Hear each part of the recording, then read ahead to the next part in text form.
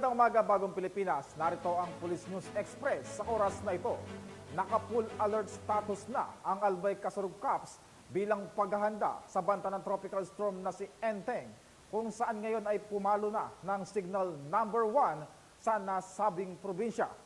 Na-activate na rin ang mga grupo ng Quick Response Team para magbigay ng tulong at suporta sa posibleng maidulot ng bagyo sa probinsya ng Albay. Ang grupo ay tinalaga bilang paghahanda sa mabilisang aksyon at pagresponde sa posibleng paglikas ng mga individual na maapektuhan ng bagyo. Hinggil rito ay tinitiyak ng Albay Kasurug Caps na ang kanilang full alert status ay magpapatuloy upang mapanatili ang kaligtasan ng komunidad laban sa kasalukuyang banta hatid ni Bagyong Enteng.